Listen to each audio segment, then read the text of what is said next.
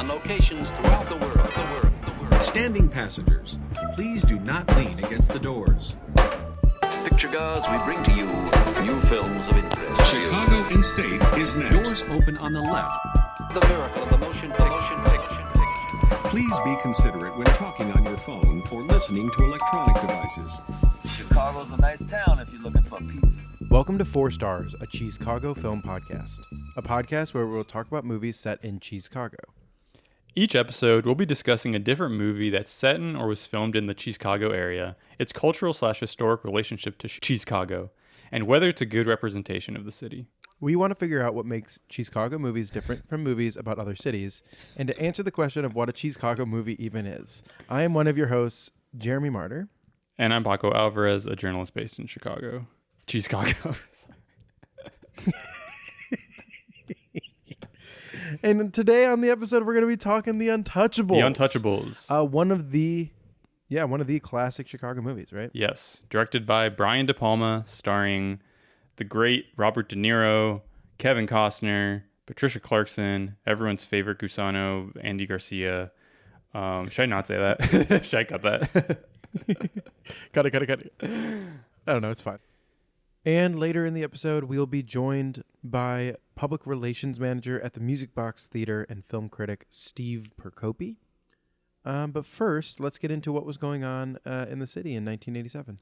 Yes. So this movie came out, as Steve mentioned, actually.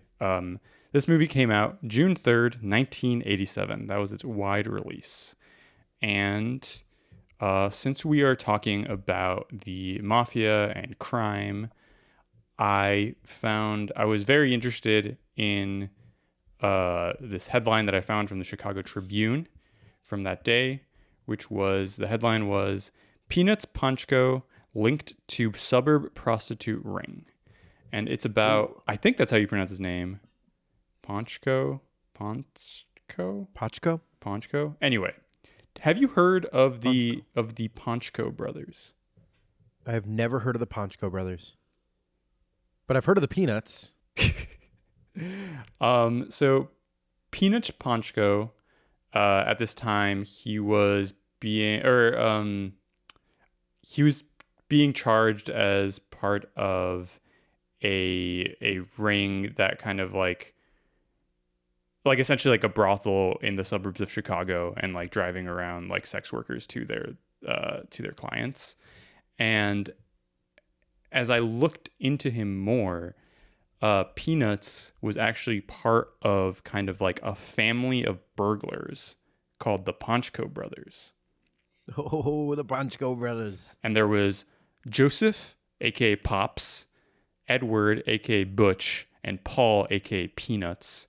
And they were kind of like this just trio of burglars who kind of just like committed all these petty crimes for decades, and just like they all went to jail for a certain amount of times. Pops apparently had like 119 felony charges in 2.5 years. Yeah. Like they're just like these Polish brothers who just like wouldn't stop committing crimes everywhere.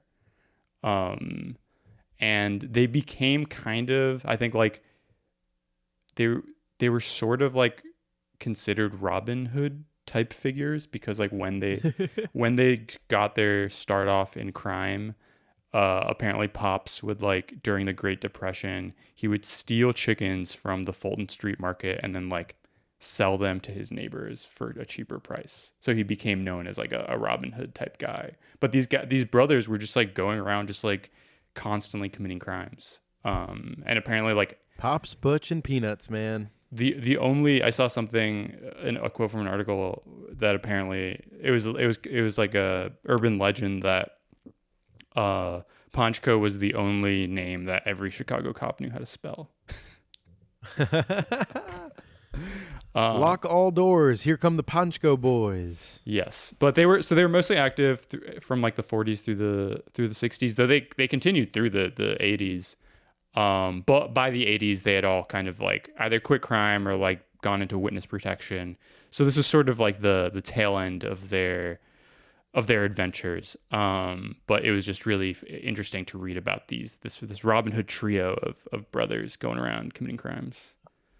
And then, they would like poke each other in the eyes, and then one would put their hand in front of their nose. Yes.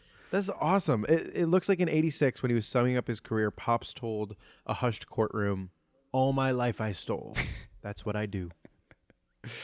Yeah, they were just, I don't know. We should make a movie out of the Ponchko brothers. They were committing all types of crimes.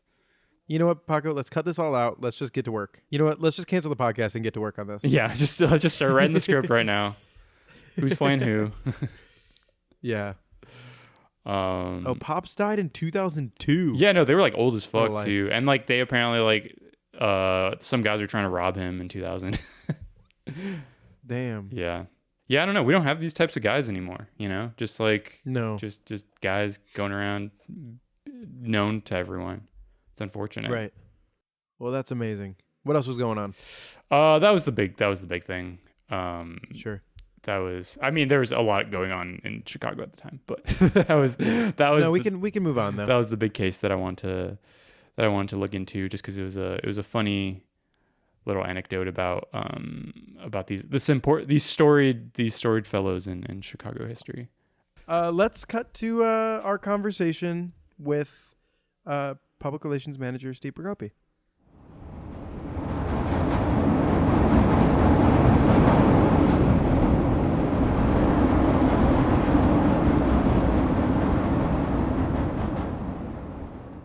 And welcome to the podcast, Steve Prokopy.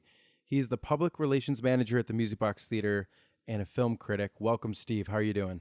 Great. Thank you for having me. You also have another title. I think you were the head of the Chicago Mafia. Is that correct? Oh yeah. Well, I used to be, and then I resigned. But yes, I'm in addition to what I do at the Music Box, I'm also a full-time film critic. And back starting in the late 90s and through most of the 2000s up until 2017, I wrote under the pseudonym of Capone on Ain't It Cool News. So and the reason I chose that name is directly connected to this movie, obviously, because and I've heard other people say variations of this, but the day job that I had for a long time was at a publishing company for a business to business publication, or multiple publications actually. And I used to travel all over the world, and no matter where you go, if you tell them you're from Chicago, they're like, "Oh, well, okay." So before the mid 90s, it was always Al Capone, bang bang, like whatever. But then it started to transition to Michael Jordan, yay. And so, Jordan. But I didn't think when I had to actually pick, when the first time I wrote a review for Ain't It Cool News, I had to pick a nom de plume, and I it took me I didn't even put any thought into it. I just put Capone like that, because that's what I'm like, everyone will know where I'm from if you put that. So because Jordan didn't have as much of a cinematic ring to it, or Michael Jordan, I guess. But so that's literally where, but a large part of that the reason that Al Capone was so famous in that time period is because of this movie. So and this movie was definitely a key movie for me as a new Chicagoan. Yeah. So tell us a little bit about that Chicago origin story, how you came to come to the city of Chicago, and your connection to it. I came to Chicago in 1986. It was a year before this movie came out. I was here to go to college at Northwestern. So I wasn't really even in Chicago. But so that, I mean, it was simple as that. And after I graduated, I moved to New York for a couple of years just because I had kind of like a short-term gig there that I really wanted to do. But then I immediately moved back here. So I've lived here much longer than I haven't. But I grew up in DC, and then just moved out here and almost never left. But this film came out, not to jump ahead, but this film came out right before I left, right at the end of my freshman year. So this was like the last movie I saw in Chicago, because Northwestern has quarters and they run into June. So this came out June 3rd of 87. So I was still here. So we went to see it. And I was like, I'm never leaving. That's it. I'm never like, this movie is so like, these are places, there were places in Chicago that I'd never been for the most part. But I'm like, these are so I have to like, now I have to like, I made it a mission when I came back for my sophomore year to like explore the city more and just really find the places in this movie and find, just do a little digging into the Al Capone mythology. And it had nothing to do with, at that time had nothing to do with the film critic gig, but yeah, it all kind of stems from this lovely film. Do you remember what theater you saw it in? I believe it was, I don't think it's around anymore. What was it called? I think it was just called, it was a 70 millimeter presentation at the Old Orchard. Is it like that one that, like the one that was like not in the, no, maybe it wasn't called that, but it was a big 1,000-seat screen.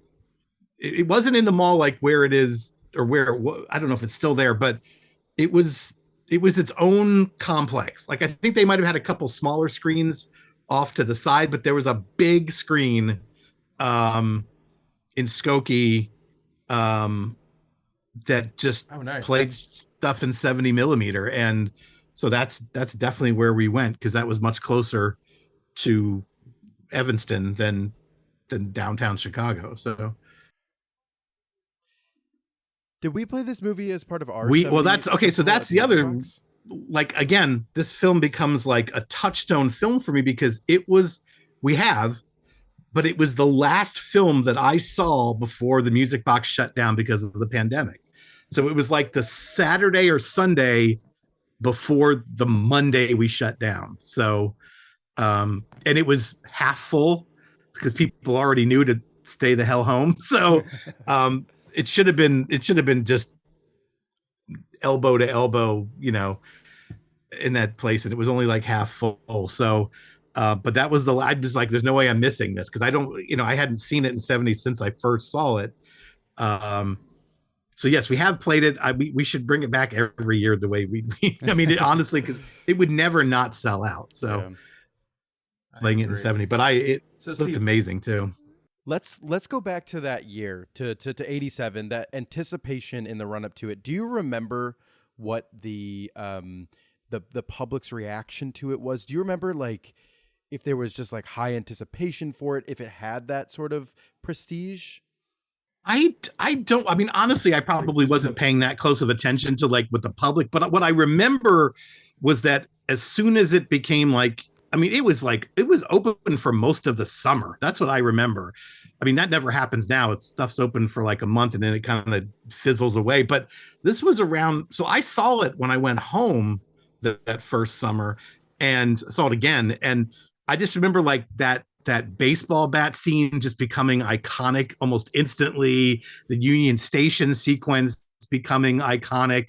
Just people like talking about it and parodying it and recreating it. And so it was like, that was a huge deal. And that's what I remember, is just people kind of latching on to those couple key moments, or even lesser key moments like Nitty's death, like getting thrown off the building, and or Sean Connery's death. It's all of the death scenes actually. Yeah. So basically all the high body count in this movie. Yeah. Yeah. I don't even think I definitely didn't realize at the time who David Mamet was. So I didn't get that was a huge deal too, that he wrote this thing. I did know who Giorgio Armani was. So I knew like that the costumes were a big deal. And I remember I was, again, like in just doing all of the deep diving into movies that I loved, like finding out about De Niro finding Al Capone's tailors to make his clothes, that he wore the same style, like silk boxers that Al Capone wore, even though they never appear on screen, but somehow the producers let him do that. And just like little details about like what was accurate historically and what wasn't. And there's a lot in this film that is not historically accurate, but I don't care. Like it's fine. This is the myth. This is the myth. This is not a documentary. It's not a docudrama. This is the myth blown up large. So, and I was fine with that. But I know in terms of the public reaction, I mean, that's what I remember about the public or anticipation or reaction. I mainly remember the reaction, not so much the anticipation of it. But I'm sure it was fairly high. So, but Kevin Costner wasn't even that big a deal at the time. So I don't think there would have been that. There was probably more anticipation about De Niro playing Al Capone, to be honest. I found this op-ed in the Sun Times by an extra at who wrote like about like working on the set, and she doesn't even name Kevin Costner. She just refers to him as the actor portraying Eliot Ness, which is so fascinating to me. Like you'd think that someone would name him. I mean, this is the movie that made him a movie star. I mean, honestly.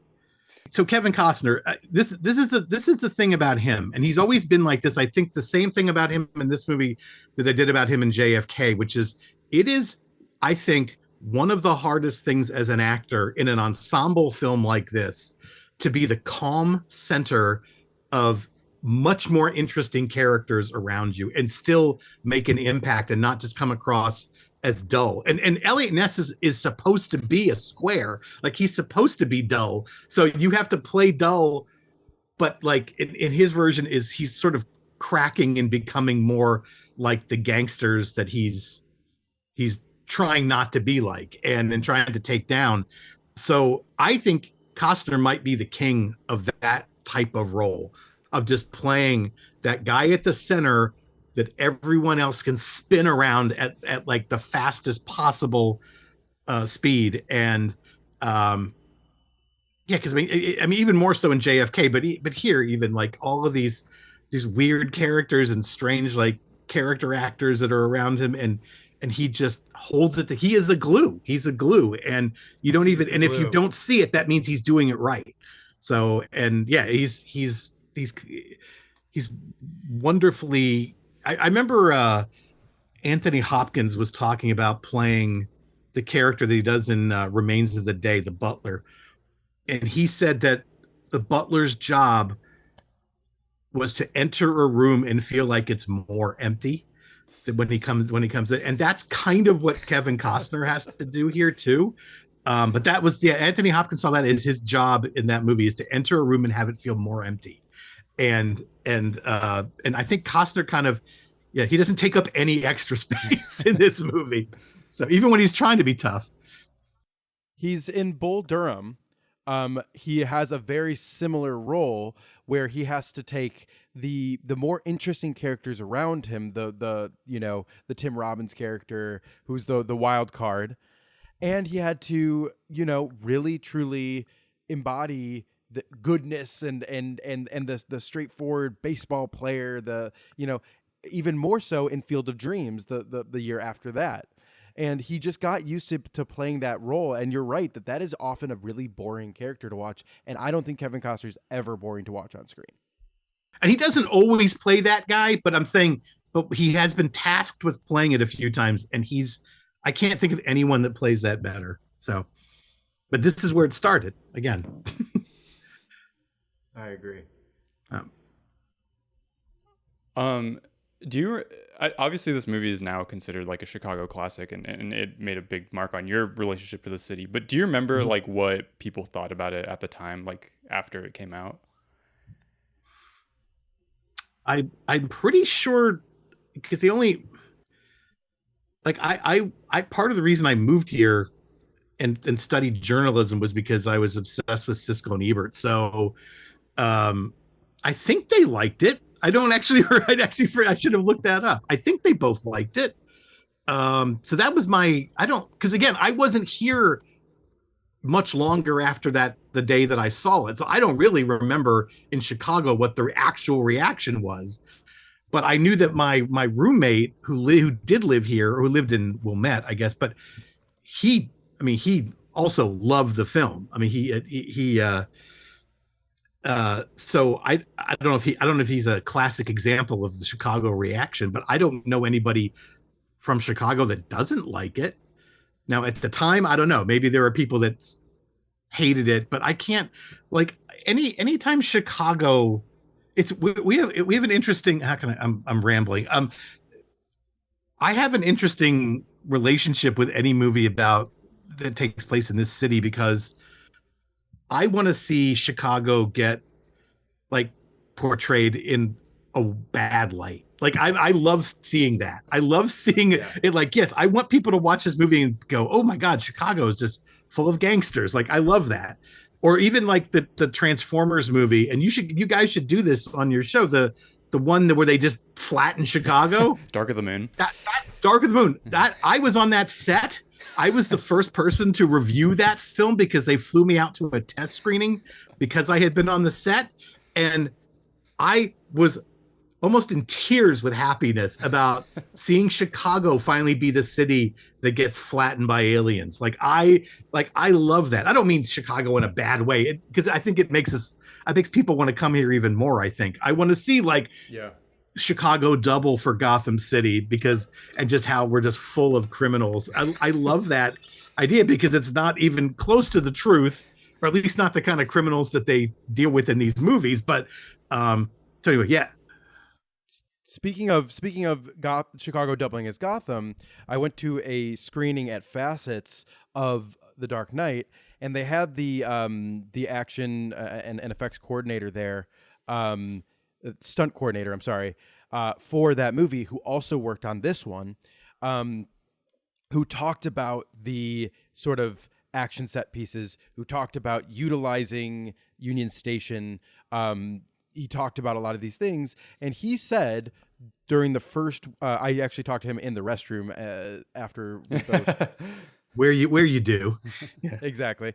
But we were talking to each other, and I was like, did you know that this was going to be this type of movie? And he said, this movie was never, when they went to set, nobody expected The Untouchables to be the hit that it was. Nobody expected The Untouchables to be as good as it was, especially.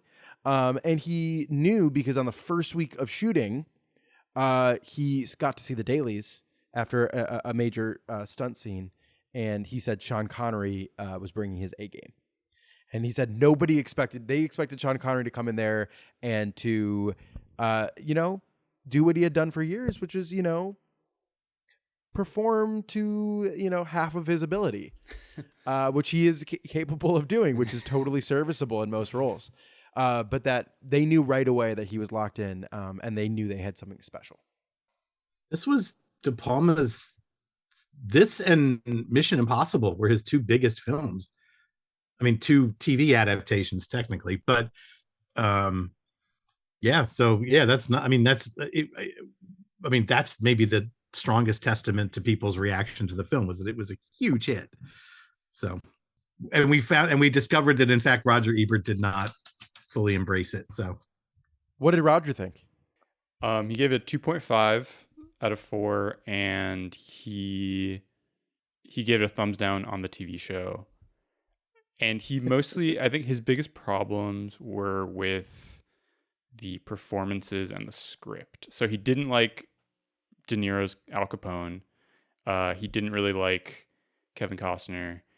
And I think he just didn't really like the script. So he's not a Mamet guy. Yeah, I would be surprised. I actually feel like this movie, I mean, like, there's scenes where obviously it feels written by Mamet, but there's I think like De Palma is such a visual storyteller that there are like large swaths of the scene where like no one is really talking, like the staircase scene. So much of it is just like in the tension, and apparently Mamet had originally written something completely different for that kind of confrontation that was really complicated and probably had a lot of dialogue, and De Palma kind of just threw it out and made this beautiful scene. From what I've heard about that scene, they basically made it up on the spot. Yeah. Like, I mean, they knew what the references were going to be, but and they didn't do a shot list or storyboards. They just kind of made it up when they were there, because they had it for however many nights they had it, and which is remarkable considering how technically perfect that thing is. And it shows a lot about the power of editing too, is that whole sequence is about the editing. So Yeah, I mean, it's so clearly a Battleship Potemkin riff, and of course, wait, which came first, Naked Gun 2.5 or this movie? This movie. I'm kidding. Okay. Okay. I do love that scene, the parody sequence of the carriage going down, and then everything going down the stairs in Naked Gun. When I'm teaching, when I was teaching, I would teach, a Soviet montage, and I would teach that scene, and then I'd show the Untouchable scene, and then I'd show the Naked Gun scene. That was my order of operations, to bring it from the past into the present. The present being also the 80s. But that whole sequence in Union Square, I think, is what this movie is known for. Union Station. Yeah, Union Station. What did I say? Union Square. You said Square, Oh God. which is in New York. Someone take me out back and shoot me. I'm throwing you off the top of a building. Yeah. Yeah. Toss me off. A couple things about that sequence, which is the whole reason there are sailors in that sequence, is a further homage to Potemkin, which I think is hilarious. But then also, I had at the first year of Northwestern, there's like you only take one journalism class, and if you're in journalism, you only take one journalism class, but you can take pretty much whatever you want. So I took a class called History of Film History and Criticism, and they showed us Potemkin. So I'd never seen it before, and so to see that and this within a year of each other was wild, because I'm like, now I get that reference like exponentially. It's so funny that was there. I'm like, oh wow, so I guess you can do that. So yeah, it was doubly exciting for me. I think let's go through some of the early sequences of this movie. There's such incredible vistas and shots of the city of Chicago. There's such incredible location shooting. Are there some spots, Paco, that you noticed that were just like on location in Chicago right away? I actually have a list of all the places they shot at. Because like the scene that sticks out to me right away is the scene of the little girl going on Lake Street, into the saloon, and the bomb going off. I mean, it's wonderful. It's incredible.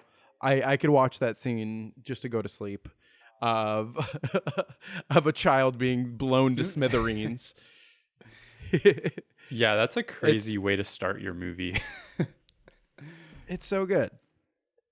And something I found out about the production of that was that when they got to that location, it was just far too overlit. Like there was light coming in from the windows. So if you look at the windows, they just basically put clothing and drapes, and it's like all these different colors in the window, and it creates this unbelievable gauzy look. That was a last minute touch. That was not something that they had planned. And it looks great. Yeah, I think something interesting about they do a really good job of using the architecture to kind of convey the period, but apparently that was one of the most difficult parts of the shoot was trying to make sure that like the newer, taller buildings weren't in the background. So if you notice, so it was something I noticed this time around after I read that, but like there's all those scenes like near City Hall, like of like Eliot Ness like walking out, like the final shot of like Eliot Ness like walking on into the background. And if you notice, like they just like don't tip the camera like up.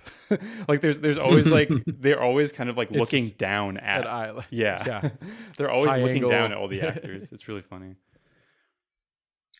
I love I know you're talking about, well, I mean, the one I always think of is and maybe I'm remembering it wrong, with where we kind of meet them for the first time as a group, and the four of them are walking down the street, and it's LaSalle Street, right? Like that you can see the end of LaSalle Street behind them. And that's, I mean, again, not to go back to Batman every time, but Dark Knight has almost the exact same shot, but at night, and you don't even realize it's the same, basically the same view. But that's, to me, that was the shot. Remember, I said I was watching it and going, okay, I have to like explore downtown more. That's the shot. That's the first shot that did that to me, was just go, holy shit, that exists in this city. I need to, and it's just so cavernous, like, but it just feels like they're the kings of Chicago for 5 minutes.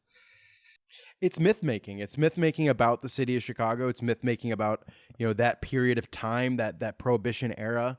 And all the production design, all the costume design, like you were saying, the Armani, like the designs of these suits. It's such a good evocation of a feeling. And I think De Palma, to bring him into this as a stylist, I feel like was raised on a lot of those serials of the 30s, 40s, and 50s, right?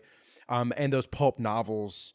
And he puts a lot of that. This is not a prestige-y movie. It's very melodramatic, and it's it's historical and has an import to it, but it also has like that sort of like, they're going to get the guy, they're going to get the bad guy this week vibe that sort of fits with what the Untouchables is and was originally. Yeah, totally. I feel like I definitely thought about it, like you mentioned earlier, Steve, like it's like they're doing the myth of it. They're not doing like a historical accurate, rendering of it. And it feels almost like a cartoon to a certain extent. Like there's all these like, not like a funny cartoon, but there's all these like it's so many set pieces in a row. There's very few scenes of people just like sitting around talking, like everything is always like something is happening, some kind of crazy thing is happening. And it's sort of like, it makes some of the scenes where people are just walking or sort of talking just like kind of disappointing because of like compared to like all these like crazy set pieces. Yeah. Well, I mean, like the scene of them in the bar where they get the picture taken, that's like the famous picture. That's one of the only scenes where they're just sitting around shooting the shit. And there's not plot being discussed. And, but then you get the stuff like Kevin Costner at Home. And that's Patricia Clarkson's first film, by the way.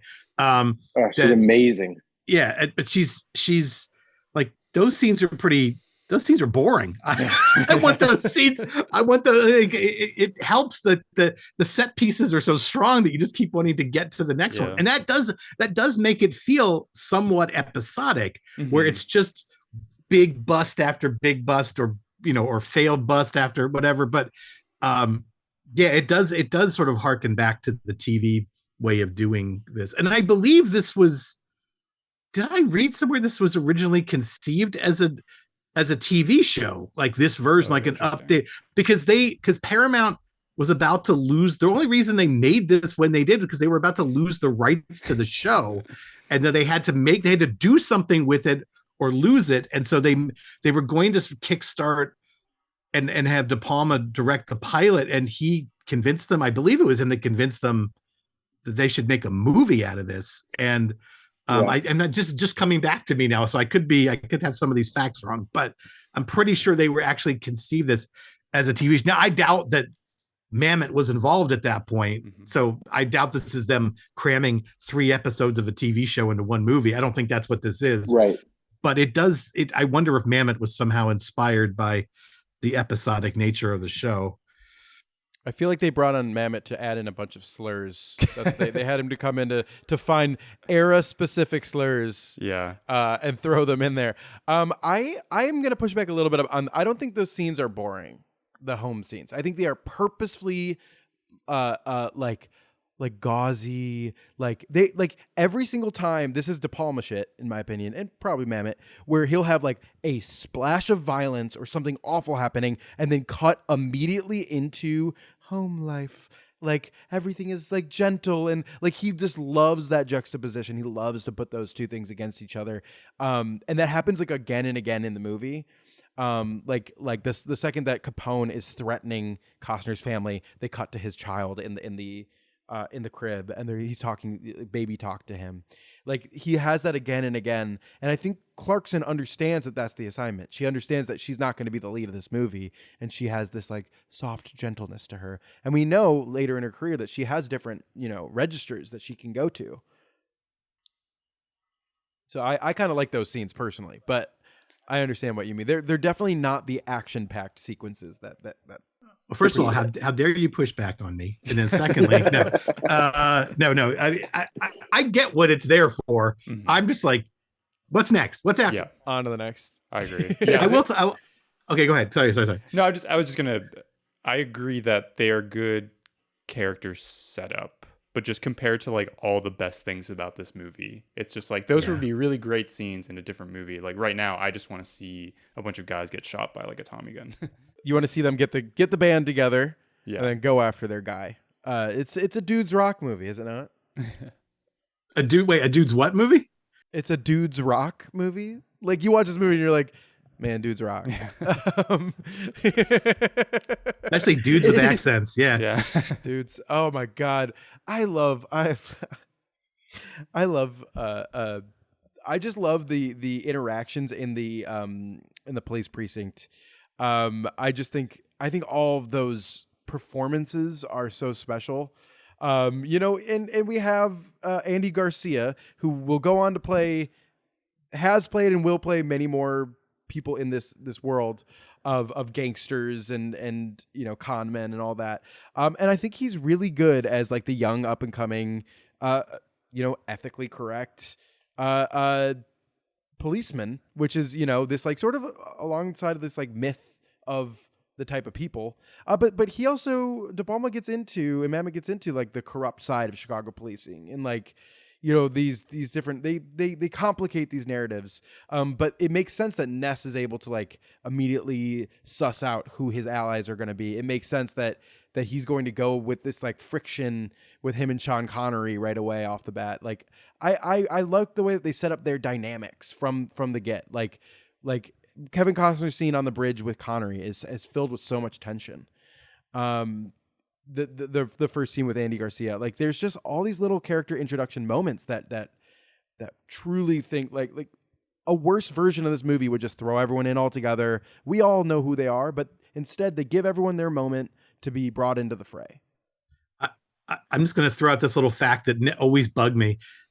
His real name is Giuseppe Andy Garcia, and his fake name is George. And to me, they sound kind of similar, except the actual translation of Giuseppe is Joseph. Yeah. And so I'm like, why didn't they just make it Joseph? Like instead of, but I will always remember that about that character because of that exchange and because of you said the slurs and him calling him a dirty Irish pig or whatever. I'm like, oh my God. Like, oh wow. They're going crazy. They're finding words that we haven't used in 100 years. Yeah. It's great. Yeah, I wrote that. I wrote down a lot of the anti-Italian stuff that Sean Connery was saying, just because it was so funny. When dirty Irish pig is timeless, though. Yeah, you're a lying member of a no good race. Yeah, he's so racist against specific other white ethnic groups. It's great. That's what the 1920s was. I'm glad Mamet was able to funnel his racisms to more like age appropriate or time appropriate. Sure. He's a man out of time. You're right. He's been normal lately, right? That's his vibe. He's super normal. Super normal. We won't talk about him. I think the thing that I want to talk about now is the Ennio Morricone score. I think that's the last time we played it at the Music Box was for the Morricone series. And that's where I saw maybe we played it once since then. I think this is one of the best scores. I think it's so soaring, and so it's very different than the rest of his scores. It's him pushing himself in different ways. So yeah, what did you guys think about this the score? I mean, it's extraordinary, and I don't think for a while I even clocked that it was the same guy who had been doing all the spaghetti westerns, which I had been watching before this, because those are, if only because the way he builds tension in those films is a slower, more contemplate. I don't know what the right word is because I'm terrible about talking about music, but it's just slower. It's more patient, and this is like, I mean, it's like oh, this, like you're on a train track, and so yeah, it didn't even clock that it was the same guy because it was so radically different in terms of just the way he is building tension, and then the whole rest of, I mean, the score during the Union Station sequence is probably a little more what I'm used to, but even still, it's great. It's great. I own it. I bought it. It was nominated for an Academy Award, but nice. It lost to the score for The Last Emperor. Or oh, okay, wow. But yeah, I was so taken by the score that afterwards I was like, maybe I should just watch every movie he's ever scored. And then there's like 900 of them. It's like good luck, yeah. Like the hell with that insane amount. But yeah, I think. So wait, did you go to most of those at the Music Box when they played all those? No, I think this might have been the only I think the first time I saw this movie actually was at that screening. Okay, I think it was 35. And that was just this time around. I was like, wait, this time around, I think because I had seen the movie, I was able to pick up on. I was like focusing on different elements of it, and I think that's when the score really jumped out to me. Yeah, it's just so epic, and like it works really well with the kind of tension that De Palma likes to set up in every scene. Yeah. Like something I kept noting in my notes while watching the movie is like how many scenes in the movie could be like from a horror movie. Like there's so many parts of it where he's like he's kind of like setting it up almost like Psycho style. Yeah. Like the scene where the first Untouchables, the little nerdy guy, gets stabbed, and there's like all the tension, but in the elevator, and like the way he's filming, I don't know, that part is awesome. And then also the scene where Sean Connery gets attacked, and it starts with like the almost like Halloween style like POV of the guy like going through his apartment, like that stuff. Well, even when he's outside and kind of just peering in the windows and stuff. Yeah. Even before he gets inside. Yeah. Yeah. And like you don't know, like, oh, is it the camera? Is it him? And then he starts like walking through the apartment. That stuff is really awesome. Mm-hmm. And that apartment just like looks. I wonder if it's an actual apartment, because it looks like just like the kind of classic train style Chicago, like everything just on a line. Yeah, it probably is an actual location. Yeah. Andy Garcia, something I was thinking about him. I feel like he was around this time. He was kind of like, maybe I'm reading it incorrectly, but I feel like he was being like picked as one of like the next of these guys. Like I feel like the fact that he's in this movie in this specific role, and then a few years later he's in Godfather Part 3. Like he was kind of like everywhere in this time period, and then he kind of fell off. I kind of can't remember what I saw him in before this. I'm sure there was something that I'm just not, but I don't think he's ever fallen off, because he was in one of the Ocean's 11 movies. Yeah, he's the bad guy or like the guy that they're scamming in the ocean. Right, in the first one, right? Like in the first one, yeah. And then he kind of keeps I think he joins them in like the second or the third one. Yeah, he's in at least two of them. I'm just trying to look and see. After Untouchables, he did like Internal Affairs and Black Rain. Like he was definitely, and then so Godfather 3 was only 3 years later. Wow. Yeah. That's crazy. But yeah, I'm right. So like I'm looking at what he did before this, it was mostly TV. So this was his like, might not have been his first film, but it was his breakthrough. Yeah. For sure. Wow. He did 8 Million Ways to Die. But I guess that doesn't really count. Anyway. No, this was kind of his breakthrough as well. Yeah. That's crazy. I didn't realize that. Yeah. Andy Garcia is, I just love his face. I think he does so much with his eyes. Like he just sort of like can just stare right through the camera. And just, yeah, he's the best. I think he's one of the more underrated. You guys were talking about Oceans, right? I love him in the Oceans. I think he's, again, like you don't feel bad for him when he's the villain, but you feel what he's feeling. You know what I mean? It's like, that is an important thing that I think when some people play villainy too obviously, like you understand all of his motivations. You understand his motivations, why he would try to hide his name for this. Like, there's a lot of, and then when he's, there's a lot of talk in Chicago right now about buying in. I don't know if you're following the Bears, Steve, but that's the whole conversation around Ben Johnson, around our coach is do you buy in or do you not? Like that is something that Chicago Bears players for years have not done. There's been no buy-in. There's been no trust. And having a leader, having someone who like you're like willing to throw your body on the line for, like in football, you have to buy in. And you understand the Eliot Ness. You understand why people buy in. Who's the nerdy guy? Who's like the one with the Charles Martin Smith? He's so good in this. Who is that guy? I don't know if I know him. Did you ever see a movie called, what the hell is that movie called? Something about Never Cry Wolf, or guy goes out in the will. Is that what it's called? Or Nearly, Yeah, Never Cry Wolf. Yeah. Yeah. one of the most amazing. Basically, it's just him and a wolf, like surviving in the tundra somewhere. But I think it's a true story even. But he's also a filmmaker. He also has directed stuff. He directed Air Bud. Wow. Yeah, there you go. So, so he's a master. and I've been very fortunate over the years, and anytime I've interviewed 3 of the 4 Untouchables, like and I always bring it up. I always bring the movie up. And now ask me what any of them said about it. I don't remember. Which 3 Untouchables did you interview? You could probably guess which one I didn't get. So Connery. Yeah, exactly. It's never.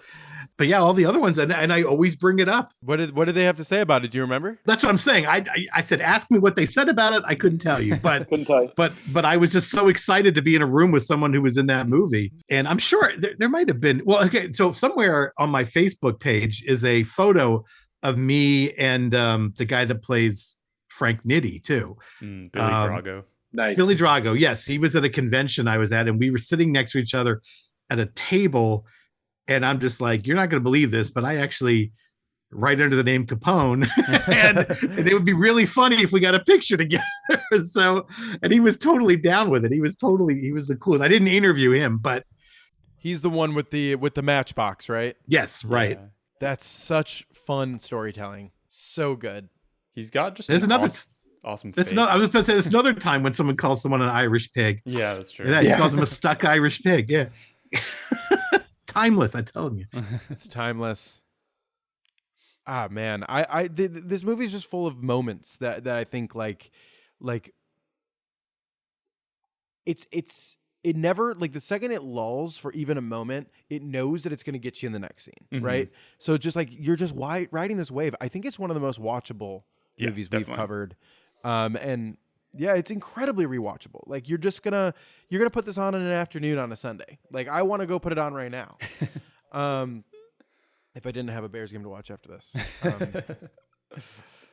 I do think that this is going to be one of those movies that survives, that stands the test of time. Not that I think it's the best movie we'll ever cover. Not that it doesn't have moments where I check out or things that are a little bit over the top. But it just, like, none of that matters to me. Like I just like the bombast. I like the gravitas. I like the big moments. And it's really good Hollywood filmmaking.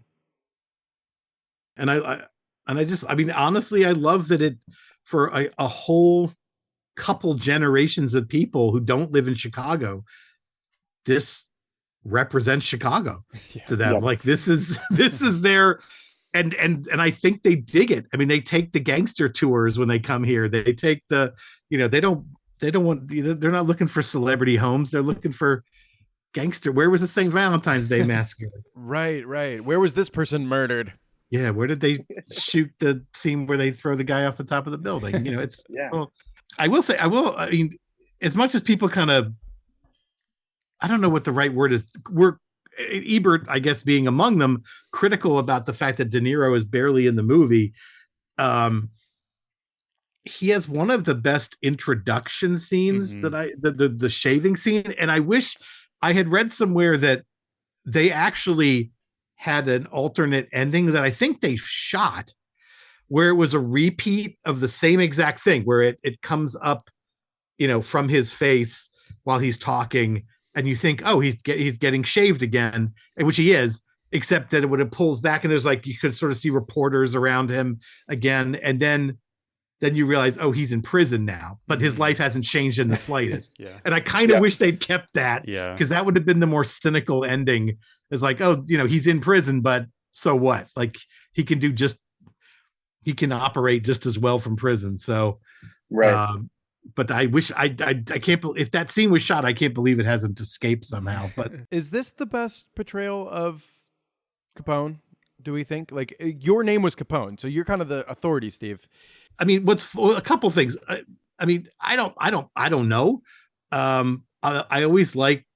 There was a Rob Steiger film where it was called just 59. Capone, I think. Yeah. Yeah. Which I have heard De Niro based his performance off of that performance. Mhm. So, and I think that's probably the better one. But I also like what Paul Mooney's doing in the original Scarface. Yeah. So, which is technically not Al Capone, but everyone thought it was, and even the Capone people thought it was. And it turned out that when they confronted the director or whoever it was, the writer, with this and said, we don't like that you're doing this, they're like, no, we're not. It's called marketing. We're letting people think that it is so that people will come to see the movie and they come to think, and they appreciated the con, so they left him alone. But so yeah, but it's certainly iconic. I mean, if only for the baseball scene. It's not Tom Hardy though in the John Trank one where he's farting a bunch. Fully syphilitic? No. No, I wish. What about John Bernthal in Night at the Museum Battle of the Smithsonian? Oh yeah, he did do that. So okay, I take it back. We have a new winner. Just wanted to throw some at you. That's true. No, I remember. You wanted. I remember that. It's a great casting. It's good casting. But no. One of my absolute favorites actually was not in a movie, but in Boardwalk Empire, that Stephen Graham played him, and he was freaking great in that thing. Stephen Graham's awesome. Yeah, no, he's great in this Springsteen movie too. So, yeah, but anytime people have been asking me, like when they see the Springsteen movie, they're like, "Who is that guy?" I'm like, "He played Al Capone." So, in Boardwalk Empire, he's a British actor, but he played Al Capone in the early days Capone, and it was so good. Yeah. So he's definitely up there for me. Mm-hmm. But I think Steiger's probably got it, if only because De Niro fully admitted that he kind of borrowed the performance. Yeah. So, which is great. I mean, there's a 75 version with Ben Gazzara playing Capone. I've never seen that. I know that one too. I don't think it's as good just as a movie. His performance is fine. I don't think the movie's as good. I was just going to say, I feel like I can understand the disappointment of like, oh, like Robert De Niro is going to be Al Capone, and then he's like in like 5 scenes. But I also think it adds to the mythic quality of it by getting like such a big name, and it's like De Niro and De Palma like working together for the first time since like they were starting out. So it's like it's kind of practically film school, yeah. Yeah. So it's just like I feel like it adds to this kind of. Here's the myth of Al Capone is being played by it. And don't let anyone tell you Al Capone is not in every frame of this movie, by the way. He is fully in every single thing that happens in this movie is because of him. And so he's all over this movie. And you need someone who can be amazing in the scenes we actually see, but also put the specter of Capone throughout the whole film. We should also mention, just in terms of Chicago institutions, Del Close being in this movie for one scene. The great Second City co-founder.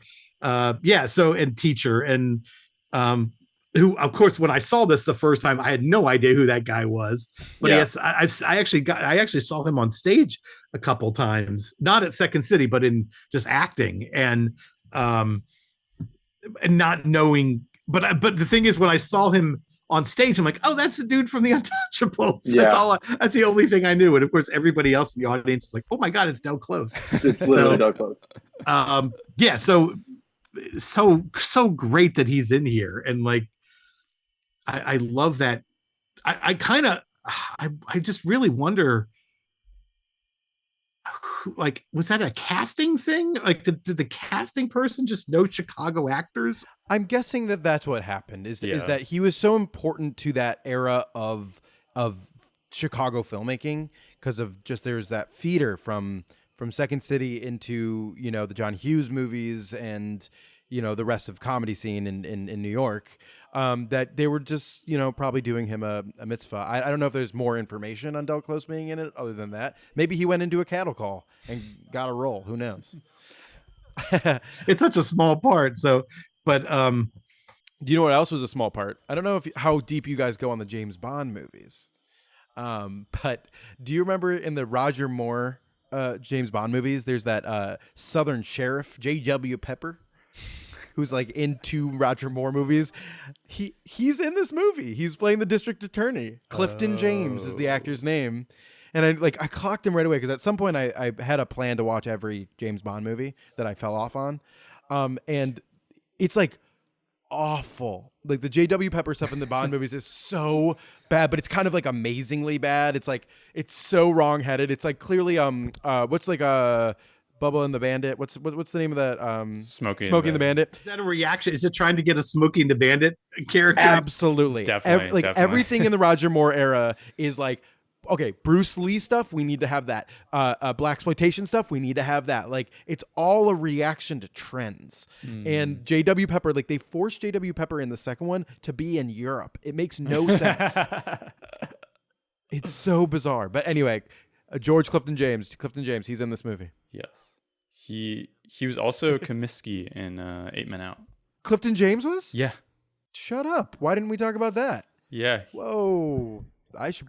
He's so. Well, I guess I didn't notice him. He's so different in that movie. Just from either of the characters. He's in Cool Hand Luke. He's like a great actor. He was in Silver Streak. He was in Superman 2. Yeah, this guy was great. He like just died in like 2017. That's crazy.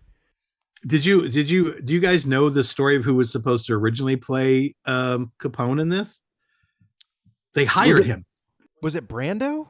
No. Well, Brando, I think maybe there was some talk about Brando, but the person they not only cast because De Palma wanted De Niro was not available. They hired this person, and his contract made it so that if they fired him, they still had to pay him like $300,000. And they fired him and gave him the money. So it was a great pay, or sorry, $200,000. But he was like, it was basically, he paid him $200,000 to be a standby because they really wanted De Niro, but it was Bob Hoskins.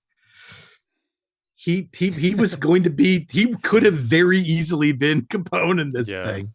He wouldn't. I love that story. Yeah, I mean, he looks like Capone a little bit, and then he wouldn't have had to gain all the weight that De Niro did. Well, I don't think. I mean, De Niro did gain some weight, but they still have him padded and stuff because there was just no way. He had just come off, I think, The Mission, maybe, so he was like super skinny, so he couldn't like. Maybe I'm remembering that wrong. I feel like. Yeah, he looks padded underneath his Armani suit. Another Morricone score, by the way. The Mission? The Mission, yeah. Oh, yeah. God, I wish we'd played that. Anyway, so, but he just come off of something where he was not in any way heavy, and he says he ate a lot of pasta, but he couldn't gain it fast enough, so they did pad him. But I think his face is not enhanced in any way. So, and by the way, that we kind of get into like what is real in this and what isn't. That baseball scene is close to real. Like there was an actual thing where Capone found out that these guys that were working for him were planning like a coup, basically to kill him and overtake. And he found out, and he brought everybody into a meeting.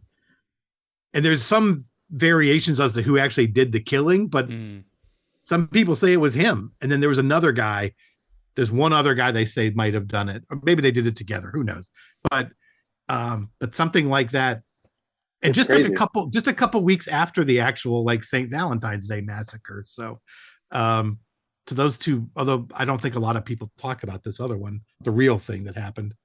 And we should mention Eliot Ness. Basically, when he died, nobody wrote an obituary for him. Like nobody, he died anonymous basically, and in obscurity.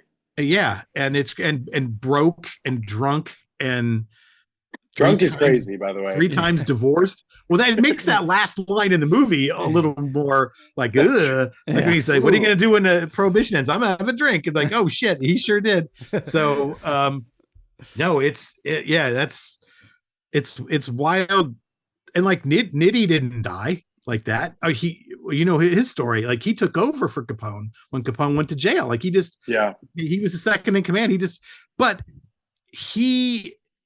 His life also, like he was not as shrewd at avoiding the law. So he was starting to have the law come down on the business, and the business kind of got ruined. And he killed himself in the wood. He walked out in the woods and shot himself. And he did it a couple of times because the first time he didn't admit, it didn't miss, but it didn't kill him.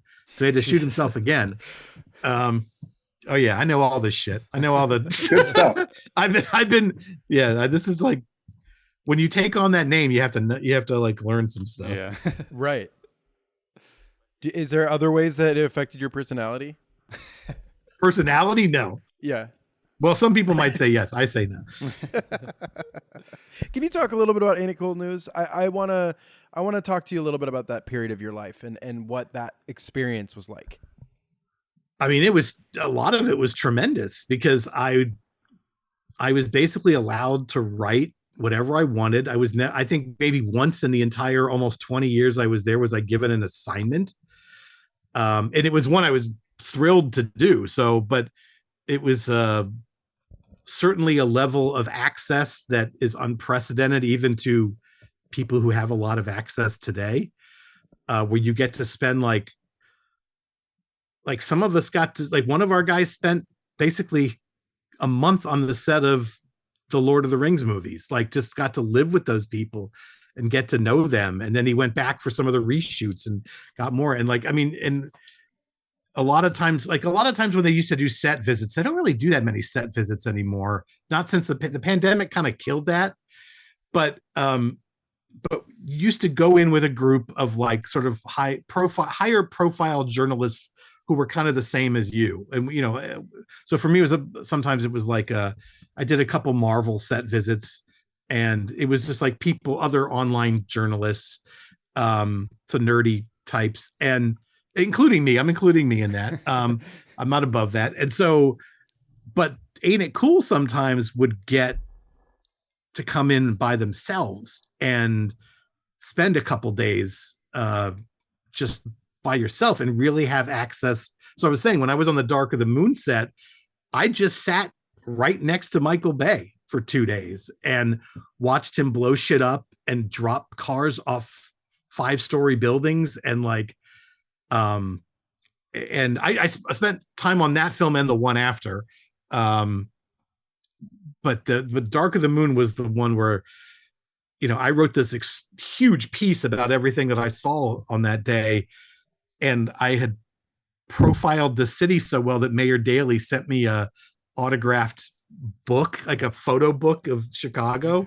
Wow. And just and a letter thanking me for the, you know, I'm sure it was all auto pen, but you know, whatever. It's nice. Something I cherish though. So, but yeah, just like, and you know, I was smart enough not to think any of these people were my friends, but some of them were very friendly, and there's still people that I communicate with today and had brought to the theater on occasions. And so you're still friends with Michael Bay, and you're bringing him in for when we play Ambulance, right? Yeah. I wish. Yep. No, but like, you know, like Guillermo del Toro or whoever, like Ryan Johnson, although I didn't bring him in, but somebody else did, or Edgar Wright or whoever.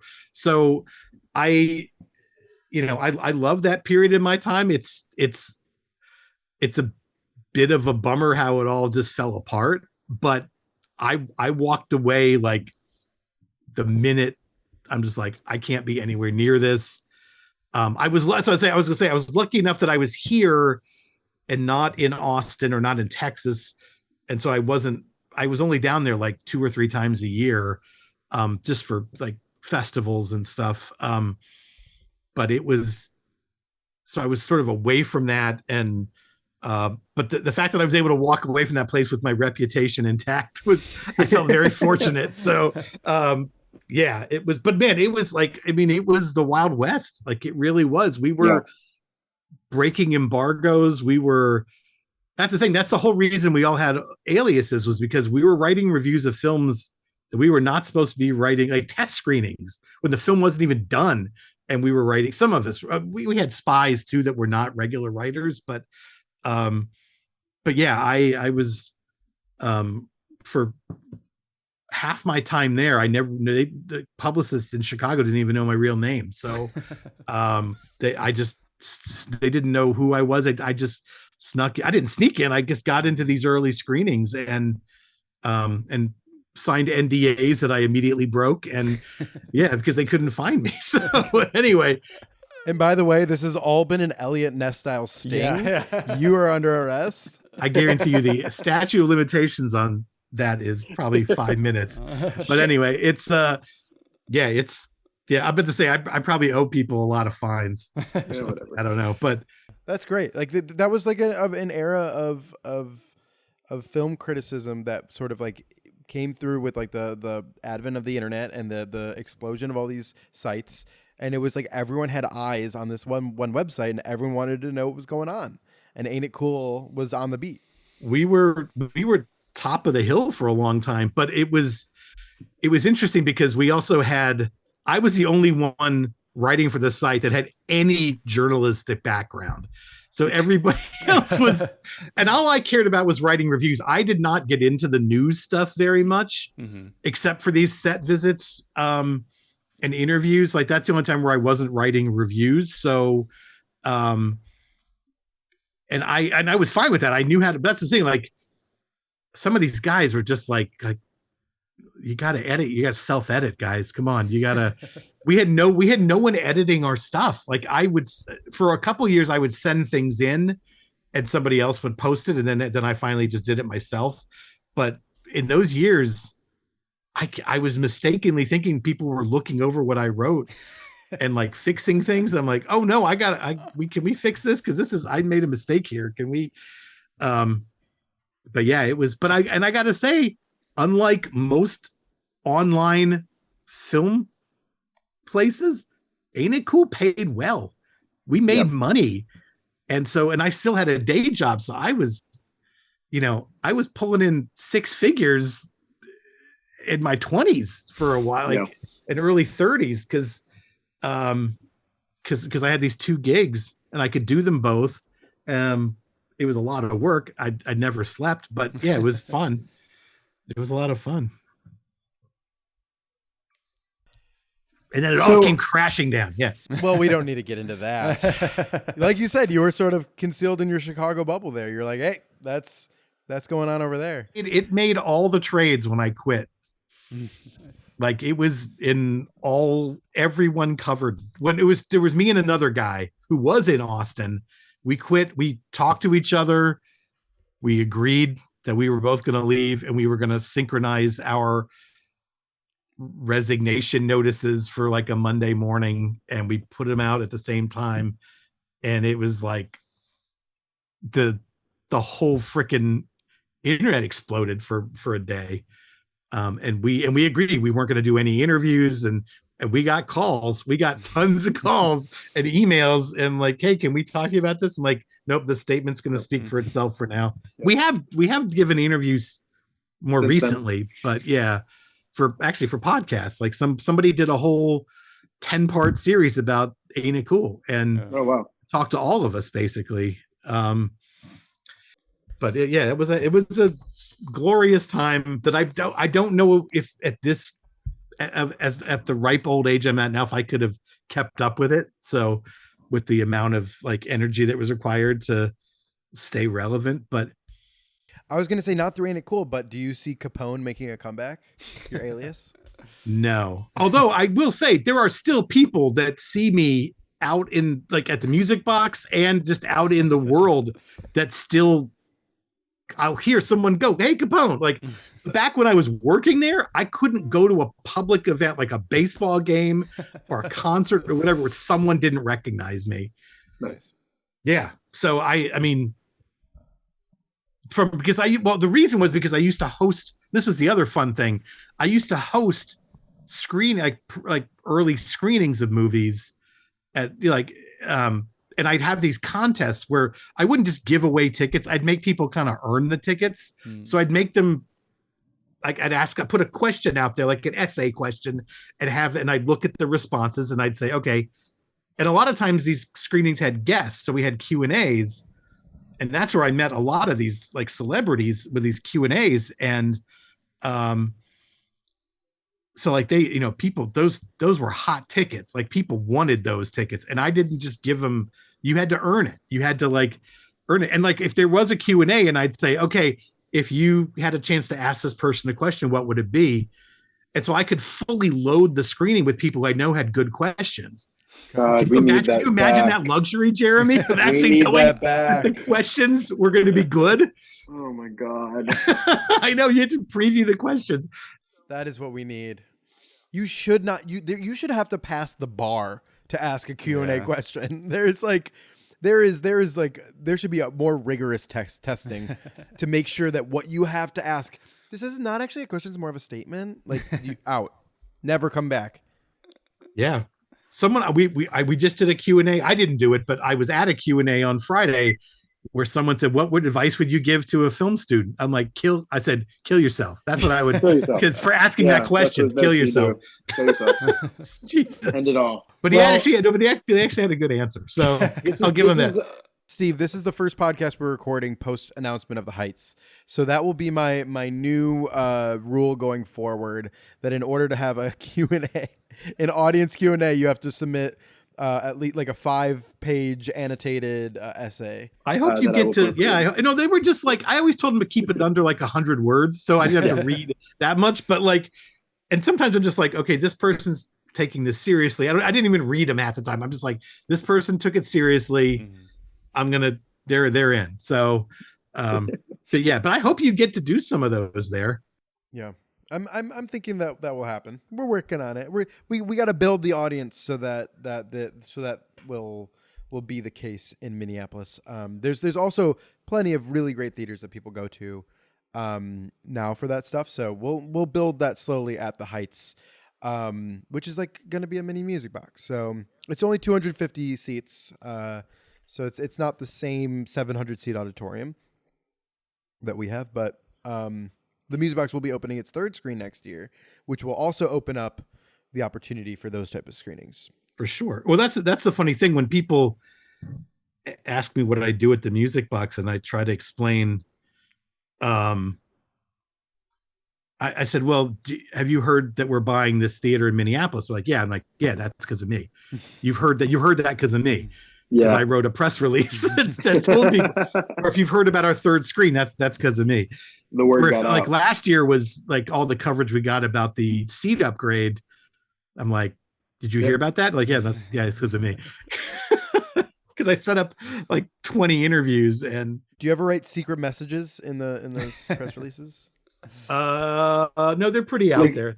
It's not one where you're like the first letter of every paragraph. Oh, no. I should do that though. Eliot Ness. Well, Steve, thank you for coming on. We ask everyone this same question at the end of every podcast. What is a Chicago food location that you would recommend to our listeners? I mean, it's not original, but the first thing that popped in my head was Pequod's, which is the greatest. I mean, you could say all you want about deep dish and whatever, but the caramelized cheese at Pequod's is the most delicious. I've taken some of our guests, which, speaking of guests at the Music Box, I have taken some of our guests who want pizza. You know, they like, what would you like? Is that pizza? I'm like, okay, we're going to Pequod's or ordering Pequod's. And I literally have seen people like almost cry eating that pizza because they love it so much. So, I think that's the one. I mean, I think there's a couple locations. There might be one in the suburbs. But the one I'm talking about is on is Webster and Clybourne, I think. Right near there, right near the Webster Place Theater, actually. Yeah. Like kind of diagonally across from that. But yeah, I mean, that place is always crowded. It's always a wait, which is why I recommend ordering from them, but you have to wait like an hour to go get it. But I mean, it's goddamn delicious. It's worth it. I think Pequod's is great. I don't know if that's come up before, but no, that's the first time. We haven't. Paco, have you had any other pizza recommendations? I think everyone tries to avoid that because they think that other people have done it already. But Pequod's is great. I like Pequod's over Lou's, but I think both are great. Personally, I think those are like controversial topic. I think Lou Malnati's pizza sucks. Oh, throwing it down. I think it honestly, it feels like a wheel of crust, a wheel of sausage, and then just some cheese sprinkled on top. It is a wheel of sausage. I don't want that. That's not I don't want like, yeah, Jesus Christ. So, but I can't, I mean, I can eat it, but I really don't like it. So when this episode comes out, you have a few weeks or a week I don't know, to go back under your alias and find. Alrighty, Steve. Thank you so much for coming on the podcast.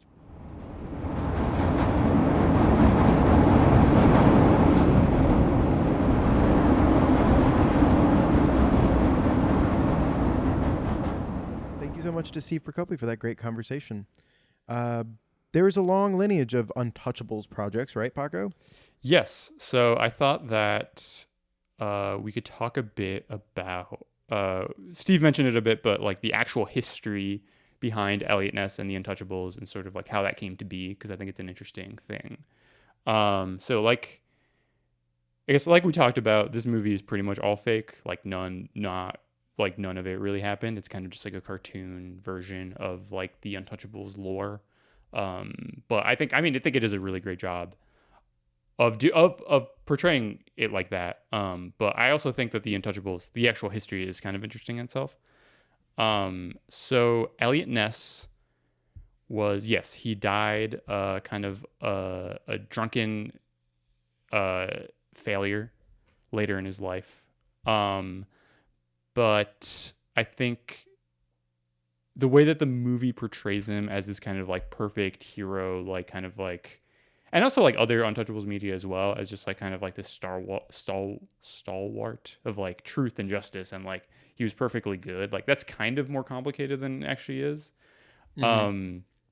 So like I think Steve mentioned it briefly, but his wife in the movie, and I think in other media they also have him like with his like a wife character. He was actually like single, I think, for a lot of like the actual like Untouchable stuff. Mm-hmm. He ended up having 3 wives in his life, and he was also a huge womanizer. And his drunken escapades didn't start after the Prohibition. He was also like, everyone was drinking. Like everyone was drinking. Like he drank during the Untouchable stuff. It was just like, he was just like also after the people breaking the law. He was a really good like policeman. Like he was like, or like, I guess he worked for the revenue department, but he was like a good special agent, but he also was just like doing this shit. Like no one gave a shit. And then another interesting aspect of it, so I read the original Untouchables, I guess it's like memoir that he wrote with Oscar Fraley, who was a sports writer. But I also read a book called Eliot Ness, The Rise and Fall of an American Hero, that kind of like looks more into the actual history. And there's a big thing in the movie and in the original TV show and in the kind of memoirs that he wrote with Oscar Fraley about how like Ness was looking for like the best of the best, and like he made sure like none of them were married, and like, you know, like all that stuff.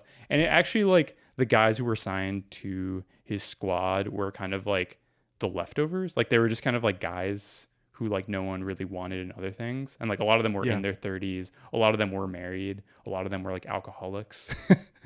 There's this one guy who's really cool called Bill Gardner, who was part Native American. He was like a star football player, and that's why Eliot Ness really liked him. But he was just like, he was constantly like committing like crimes and like never doing his paperwork. Like the actual Untouchables were kind of like this ragtag team. And I think like it would be interesting to actually see that in a movie, you know, like the actual Untouchables. Also, Eliot Ness did not have an Irish American cop buddy with a Scottish accent. That was not real. That was just an invention. Yes, and that wasn't even in the original TV show. I'm not sure like why they came up with that. I mean, it's one of the best parts of the movie is that they could just have Sean Connery, but it's really fun. Like there's no basis in truth on that. But yeah, that was, so Eliot Ness was kind of, I mean, he got the job done. He helped out getting Capone, or I guess he helped dismantle Capone's kind of bootlegging empire. He wasn't really involved in the tax stuff at all, like the movie portrays. That kind of just happened outside of him. And after Capone went to jail, Ness wanted to join the FBI, but J. Edgar Hoover was worried that he would upstage him, that like Ness would like kind of like become a more popular member, so he kind of like stopped him from doing that. And then Eliot Ness had a really interesting history where he became like chief of police in Cincinnati and kind of like did a similar thing, like breaking up like bootlegging rings there. And then he became kind of the director of public safety in Cleveland for a long time. And he kind of like, he helped clean up the city, and like he was also involved in like this case like where they were trying like one of the first like serial killers as we think of them like was in Cleveland at the time, and he was like kind of on that case. That was like a case that kind of like haunted him for the rest of his life because he was never able to That's crack fascinating. I saw that. That's so interesting. Yes. But yeah, after he unsuccessfully ran for mayor of Cleveland, and then he kind of just like went, I don't know, he just kind of like fell off the face of the earth after that for a while. Like he briefly joined the army during World War II and helped troops fight venereal disease. And then after that, he just kind of like, he was bad with money. He was a womanizer. He was an alcoholic. And then he just kind of was going to die in obscurity. And then like he was friends. I think he was like he like worked for some business, and he and his coworker would go like get drinks, and like he would tell his coworker like, you know, one day like back in the day I stopped Al Capone, and his coworker was like, all right, man, like whatever you say. And then they met up with Oscar Fraley, the sports writer, and Fraley was just like, this is crazy. Like you literally did this. And like he wasn't like Eliot, like no one knew who Eliot Ness was. And they worked together to write the memoir. Most of it made up. Fraley kind of just like Ness kind of gave him like the details of his like the broad outline and some stories, and Fraley just kind of like made all this shit up. And then after the draft was done, I think like the legend goes that like Eliot Ness like read the draft of like the final version of the book, and then like went to get a cup of water from his kitchen, and then just died. Just died of a heart attack. And then the book became like a huge bestseller. And that was after his death. The book became a yeah. Like the book was not public. Like he just like when he died, like no one knew who he was really. And then after he died, he became like this huge public figure. And the book. And so when did he get involved with Nintendo? So when did he get on Super Smash Bros? That's what I want to know. Yeah, when did is when Ness got involved? Super Smash Bros. Yeah, they named the Nintendo Entertainment System after him. Actually, he seemed like a complicated figure, one who like stood for righteousness and right. You know, like they sort of created a version of Eliot Ness for the pop culture, right? That has nothing to do with the man himself. That happens again and again in history. Yeah, definitely. And I mean, I think it would be interesting to do like an actual like Eliot Ness story. I mean, yeah, but I agree. This is a better version for this movie. No, definitely. Like the Costner version of Eliot Ness, you know, like what I don't know. I don't feel like movies bear the brunt of like, you know, the need for it to be like historically accurate personally. But it is interesting that he was not the man that he is portrayed to be. And that when people think about Eliot Ness, they think of like everything that is righteous and good in society. Yeah. And he was more complicated. If you're a certain. But yeah, the I guess, but speaking of the figure of Eliot Ness, so after the book was a wild success, Desi Arnaz helped produce the television show. At first it was like a movie. And I believe you watched it as well, right? We both watched I watched the that pilot episode of the original Untouchables. So let's talk about that a bit. I was very... What do you think about that? It was like... So I am currently in Minneapolis training for a new job and a new experience, and I'm very tired. So I threw it on one night, and I fell asleep 3 separate times during it. So I kept waking up and then having to go back. And... I find it the lead performance is pretty evocative, I would say. Mm-hmm. But not anything based like compared to the movie. Like it's really, maybe it's just a pilot episode, and maybe it got good at some point. Yeah. Well, it was like I don't know if it was a TV movie that became a TV show. I think they were probably like planning on making it a TV show anyway. But like it was like kind of like its own standalone thing, and it was so popular they like released it in theaters in Europe, and I think in some parts of the United States as well. So it was it was a really big deal. Maybe if I was to watch it in a theater, I'd like it more. But I found it kind of airless and just, I don't know. It felt really cheap. Yeah, it's TV, but like, I guess I had just watched this fucking incredible movie. Yeah. So, but I don't even think it like holds a candle to it at all. No, definitely not. The movie, I think, does a better job. I wonder if like the rest of the TV show is a little bit better. Yeah. But it is kind of funny that it's like, oh, it's like the Untouchables TV show, and then Al Capone goes to jail in the first episode, and the rest of the show doesn't have him. Yeah, exactly. But Robert Stack in the lead, I couldn't remember his name. Robert Stack is really good. Yes, I like him. As I like Eliot his Ness. performance. And I I like that think opening scene where he's like busting into the party, and everyone's like, "You think I'd be wet?" Yeah. It's also really funny that all the mobsters have fake Italian accents. Yeah, they sounded like a pizza pie. Yeah. Did you see that thing on the Wikipedia that was talking about how Frank Sinatra was offended by this Yes. show? Yeah, he was like, "These are negative stereotypes of my community." Yeah, the Italian American community got really offended by the portrayal of Italians in the Untouchables TV show, and then I think later episodes they like hired like an Italian character, like a diversity hire essentially. Which I'm wondering if that's the Andy Garcia character. I wonder if that's like a reference to that. Yeah. I will say one thing. I mean, the show is okay. I do think like it pales in comparison to the movie. Or I guess the pilot episode. I don't know. Maybe the rest of the show is better. I did notice, because I watched it before the movie. I did notice that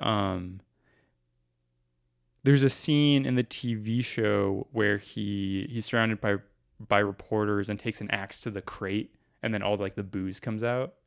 Yeah. And like that's what like De Palma does a riff on that in the movie. Where Ness tries to do that same thing, but it's completely empty and there's just an umbrella in there. What is umbrellas or something? Yeah, it's umbrellas. It's really funny. It's umbrellas. I love that scene.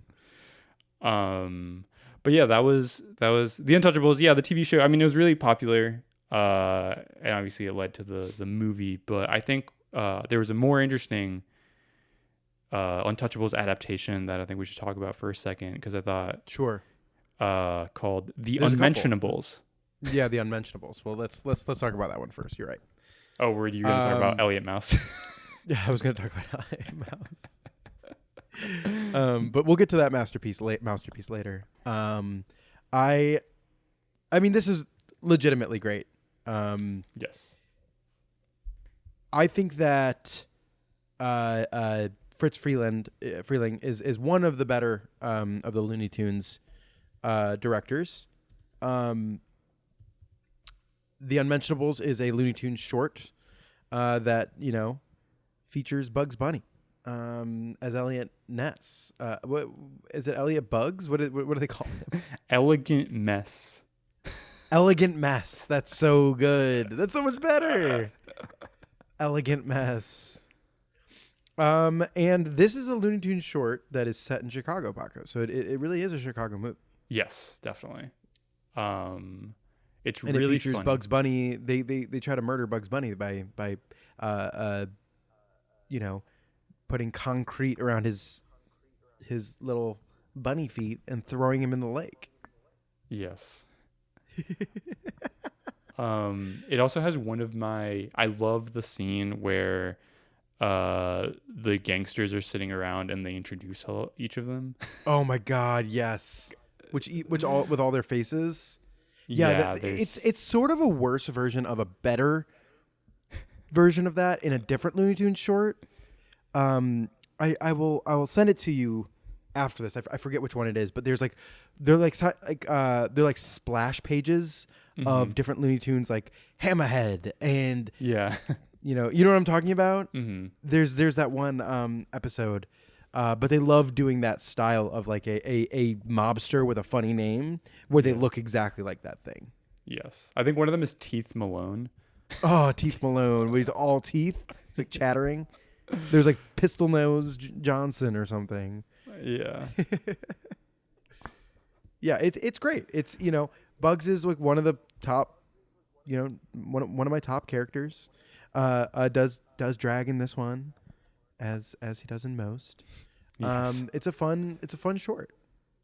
I actually just watched another parody of last night I watched the original Invasion of the Body Snatchers, and then I watched the Bugs Bunny parody Invasion of the Bunny Snatchers. And I bring this up because there's a scene where Bugs flies, and he flies out of O'Hare Airport. OH. Oh, that's good. Hair, yeah. So there is sort of a Looney Tunes Chicago cinematic universe Yes. that we can dig into at some later point. Yes. Are there any other, like... Yeah, I wonder if there's other Chicago-based... Looney Tunes shorts? Yes, I'd be curious. Yeah. It did a good job of representing the city. I mean, Freed's Feeling is from Kansas City, not Chicago, but I'm sure spent some time in Chicago.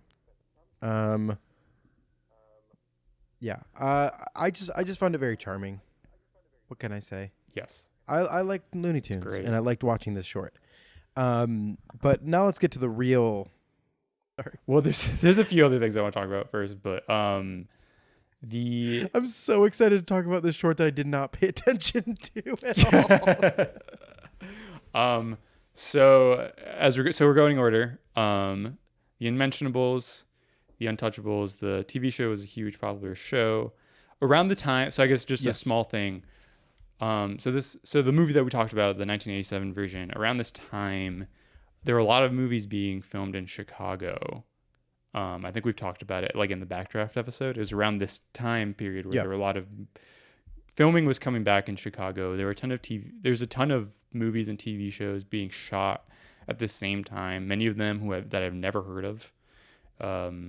But this was also, I think we complain a lot now about how everything is like a remake or a legacy sequel, and how like it's a result of like the current lack of creativity in Hollywood right now. But this was also like the time that this movie came out. Like obviously this movie is seen as like super good and huge now, but like around the time this movie came out, Hollywood was like going back to all these old TV shows and making a bunch of remakes. Like it was sort of like a similar experience to what we're doing now, where they were kind of doing like this nostalgia bait kind of like thing where they were just like, oh yeah, like let's go back to, you know, the Untouchables, let's go back to The Fugitive. Like The Fugitive was also greenlit around this time. Mission Impossible, like all these things, like they were just like all the kids who grew up with these TV shows were adults now, and so Hollywood is like, oh, let's get some butts in the seats and like get them back in here. You know, it's an interesting thing where we're seeing like another version of that now, where there's just all these like legacy sequels. But obviously the difference is that in 1987 they don't give a shit about them. Yeah, and also like they're like, let's use it as a jumping off. Yeah, and also like they got Brian De Palma and David Mamet to work on it. Like now they're getting like just I don't know, whoever is just, they're just getting random people to make these sequels. And back then they would just be like, you know, like let's give De Palma just like millions of dollars to make this crazy ass movie. Do you want to talk about David Mamet at all, or? Sure, we can talk a little bit about David Mamet. Well, why don't we save our Mamet conversation when we cover his movies? Yeah, that's fair. But but because there is a few to cover in Chicago. That's true. He's a Chicago guy. This was kind of sorry everybody. Yeah, let's not get into the Mamet talk. Normal guy. There's not much to say about him, so maybe. No, I mean I actually liked the script of this movie, and I think it's very well written. I'm pretty mid on his directing, but I do think that it's sort of like a Sorkin thing where I think having De Palma direct his script makes it so that De Palma obviously like is not beholden to like all the dialogue of it, and there's like some like quick back and forth and some like racism against Italian people, but it doesn't have like the same thing that like if Mamet directed it, so much of it would just be back and forth like play style talking, and it doesn't have that. I think De Palma is such a great visual filmmaker that it doesn't matter. But truly. But yeah, so this was a huge success. Sean Connery won an Oscar. And then in do you want to talk about Connery?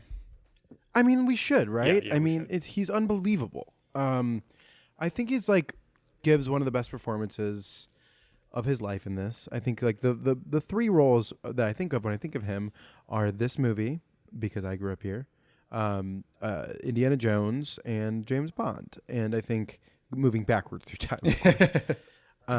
Or was James Indiana Bond, Jones Indiana Jones, and Indiana Jones was right before this, right? I think it was after, actually. It might have been 89. Oh, interesting. But those are the three that I think of when I think of him.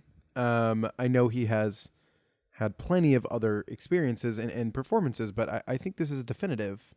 And I'm happy that he won an Oscar for this. I think it's one of those where it's like Sean Connery should have an Oscar, and he didn't win for some bullshit movie. He won for like a very good performance. Yes, definitely.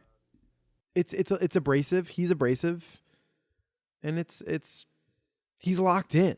Like he just has this quality about him that is electric in this movie. I love that he doesn't even pretend to do an American accent. No, he's not trying to. He's straight here from Scotland. I just wanted to talk about his death scene a little bit. I think it's the most De Palma scene in the movie. Yes, definitely. Like it's the most POV, like leering scene. The camera work in that is so brilliant. It's so intense, and you think that he's being stalked by this person with a knife, and then he turns the tables on him, and he has a gun, and he follows him through the hallway, taunting him about his Italianness. But it turns out to be a ruse again when he leads him outside and he's shot and killed. And he gets shot like 85 times. Yes, it's so funny. And he's still alive. He's still alive by the time Ness gets there, yeah. That whole scene is such a masterclass. Yeah, it's when we showed it to our students, we showed them that scene again. Like we highlighted that about how to do POV. And he usually uses POV as like these leering, creepy, villains. But all of De Palma's movies have these leering qualities. Yeah. Whether they're the good guys or the bad guys. Like Mission Impossible has a leering quality. There's so much of his work that's through a lens. Yes. And I think I talked about it a bit with Steve, but De Palma's ability to kind of take the conventions of different genres and kind of like put them in movies that are completely outside that genre. Just like so many of the scenes in this movie feel like horror scenes, like the Sean Connery scene. I mean, like the fact that like the Western scene, like we talked about with Jake. Yeah, the Western scene. Yeah, we didn't talk about it, but there's that whole scene where they go to the Canadian border, and it really because Jake mentioned that it was like a Western movie. I was really tuned into that aspect of it this time I was watching it. Like it feels very Fordian almost. Oh, here comes the cavalry, and it's awesome. I recently watched Carlito's Way, and that movie is also like a mashup of so many different types of like scenes from different I don't know. I mean, who else would think of putting a Potemkin reference in a movie about Eliot Ness? Like, it's crazy. Yeah, he's one of those first sort of like film school-y guys who gets put into these like him and I mean maybe not the first, but like he's part of that wave in the 70s, right? Of guys who are film literate and looking back at film history and looking into foreign films and being, inspired by different places. Definitely. He's a filmmaker that I think I was a little bit rude to in the past. I was a little bit like pearl clutchy. Yeah, definitely. Because he's very, provocative. Yeah, definitely. Transgressive. And for me, I was not ready to accept that into my life. But once I was able to relax my shoulders a little bit, I was just, he's such a stylist. This is one of his only movies. I mean, and that scene of the hallway, the POV, is very Hitchcock inspired. Mm-hmm. But I think this movie, if it's any Hitchcock movie, it's probably more like North by Northwest. Yeah, right? yeah. So and he is just such a student of Hitchcock. Yeah. Another thing that we should talk about, Paco, is early on in the movie when the little girl gets Exploded. What's the what's the correct term there? Blown up. She gets exploded. Yeah, she gets exploded. There's a mother of the child at Eliot Ness's office who walks in and crying and begs Costner to do something about it. That actress is Colleen Everhart, who is Paco and my high school drama teacher. Yes.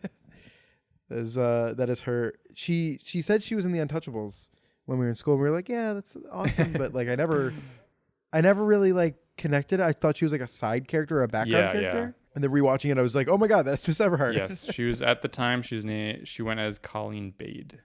Colleen Bade. Yes, but yeah, it was crazy. I remember when I watched it in the theater at the Music Box a few years ago, and I'd completely forgotten that she said that she was in it, and she just showed up, and I was like, what the fuck? And she's playing sick too. Yeah, right? yeah. She's not just sad; she's sick. Yeah, she's really good. She's really good at it. Yeah. What was your monologue, Paco? What was my monologue? Oh, it was a David Mamet. That's so true. Our junior year of high school, we had to do monologues in theater, and I chose a David Mamet, which was insane. And then insane. And I censored it. I had to rewrite it and put other words for all the. You did the Alec words. Baldwin. Yeah, I did the Alec Baldwin and Glengarry Glen Ross. I did Network. Yes, you did. Mad as hell, not going to take it anymore. Yes. Which I don't know if you remember, Paco, but I changed all the words of the old timey things to modern things. Yeah. Which is so awful now that I think about it. That's really funny. Yeah. I was watching another movie that we had a high school teacher showed up, which was Hudsucker? Yes, Hudsucker. I was watching that recently, and I saw our high school teacher there. Nice. Nice. So after 1987's Untouchables, there was another TV show in 1993. Steve and I couldn't actually figure out what network it aired on. It was just I think it was just like a syndicated TV show. Like I think they just aired it. But it was The Untouchables, and I watched the first 2 episodes. I forget who plays Eliot Ness, but William Forsythe plays Al Capone, and I think Tom Amandes plays Eliot Ness. Don't know who that is. But it was an interesting show. It definitely, I thought it was going to be more like the movie, but it actually is kind of more like its own thing. I think it's trying to, do you remember that tweet from a few years ago that was like in the 60s, you would have a TV show called Surf Dracula where like Dracula surfs in every episode. And then like the Netflix remake would be all a flashback, and in the 5 minutes he would surf. Yeah. The TV show is sort of the Surf Dracula version of The Untouchables, where like the show starts. Oh my god. The show starts with a raid. It keeps the Malone character, the kind of Scottish guy, but it starts with a raid from The Untouchables, and then it does like the rest of the first 2 episodes is like a flashback showing like Al Capone and Eliot Ness's kids, and like kind of like them, like their 2 different trajectories up until they up until Ness joins the Untouchables. It's really interesting. Mm-hmm. And it deals a lot more with kind of like the corruption in Chicago, how much power Capone had, kind of like his I think the movie and the original TV show, Capone is kind of just like this mythological figure. Like everyone knows Al Capone, right? Like he's in charge of Chicago. This TV show kind of like does more table setting in terms of like showing like like the kind of innovations that Capone brought, and sort of like how he was sort of like this master criminal who kind of like got everyone to like stop fighting and work together to actually like make as much money as possible. So it was an interesting show. I don't know if I'll watch more episodes, but I think I was expecting it to be kind of like building off the fame of the movie, but it kind of did its own thing. It also has Michael Horse in it, playing the Native American Untouchable. That was actually one of the things that with the 1987 movie, knowing more about the history, that I'm kind of disappointed is that there's so few of them. There's only 4 Untouchables, Right? And Where there was 10 in real life, right? yeah, there's a lot more in real life, and I think it was less of, in real life. It was less of like a firm group. It was kind of like people going in and out. Yeah. But I like the scene where he writes in blood, yes, untouchable. touchable, yeah. Yeah, it's good. But now that was 1994. Maybe let's move on to what you want to talk about most out of anything in the Untouchables universe. Well, I mean, I think it's the definitive take on the Untouchables. Wouldn't you agree? And this is the Untouchables of Eliott Mouse. This was a 1996 to 1997 26-episode half-hour television animated cartoon series, loosely inspired by the real life of Eliot Ness. This is a ridiculous. Is it from Spain? Is it? I thought it was. Oh yeah, it's from Spain. It's from Spain. Animated cartoon, cheaply made cartoon about Cheesecago. Yes, Cheesecago, Outlaw City. Yeah. It's actually called Los Untouchables de Eliott Mouse. And the first episode, Paco and I only caught the first one, right? You didn't watch the rest of the series? I watched the first one. We watched Cheesecago, City Without Law. Cheesy Without Law. They should have done something like that. The citizens of Cheesecago are defenseless against Al Capone's mobsters. Yes. Until a few brave federal agents from the Federal Mouse Hole of Investigation, headed by Eliott Mouse, dare to take on the gangsters. This is really about the control, which is an issue in our modern world, the control of cheese throughout the city of Chicago. Yes. Al Capone is a villain who must be stopped. Yeah. Maybe the Punchko brothers would steal cheese back in the day and give it to the poor. Yeah. I thought it was funny that in the actual story, Al Capone is bootlegging alcohol, which is illegal, into Chicago. And in this show, it seems like cheese is the primary food that most people eat. Yeah. But Al Capone is stopping the cheese. And then he's also stopping the cheese, but there's alcohol. Yeah, there is alcohol. Like alcohol's a real thing in that world. But he's also bootlegging cheese though. Like he's also bootlegging cheese. Yeah. There's a scene where a little kid comes to Al Capone and a mother's like, "Please give us cheese," and then they give it to the kid. Yes. It's not a 1-to-1 because this is about mice. Yes. The Wikipedia has all the characters' names, and one of them is just called Jack the Irishman. Yep. And do you see a problem with that? I don't. I'm not seeing any issue with that. This is not a good show. But there is stuff in it that I found really funny, like the Cheesecago Tribune. Just like all that. Anytime that they replace Chicago with Cheesecago, I found it really funny. I don't have much more to say. I just wanted to bring this thing exists up. Yes. I get it's a cartoon for children. for Spanish children. But it's just so boring. Like it was like very boring.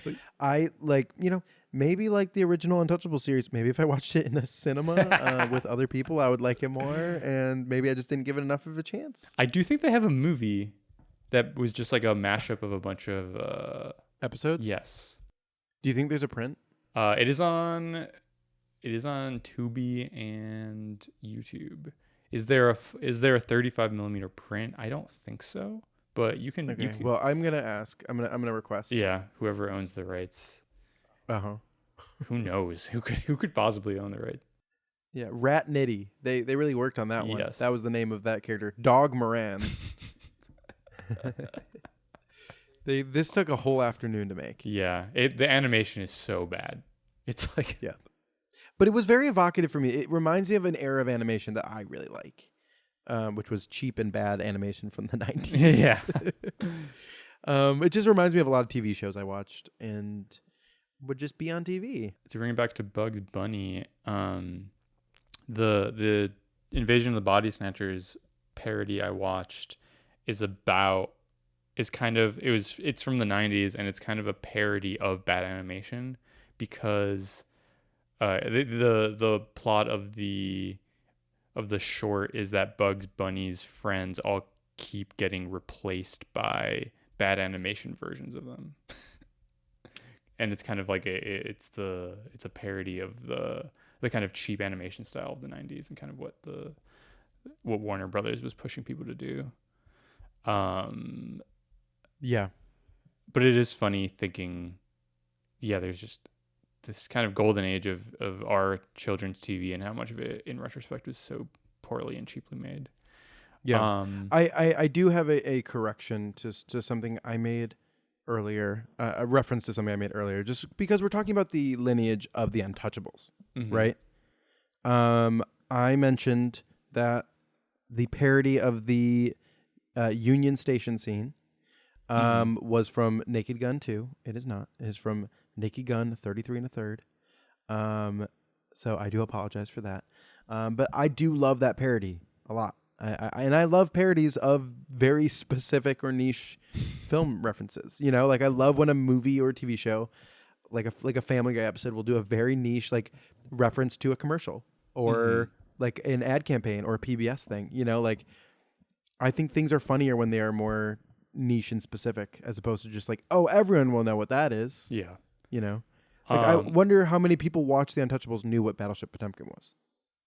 Yeah, I'm curious. I mean, definitely like film people, but this is like a huge Hollywood film. Yeah. No, this movie made millions of dollars and played in front of so many screens. How many of those people know about Soviet montage? Yeah.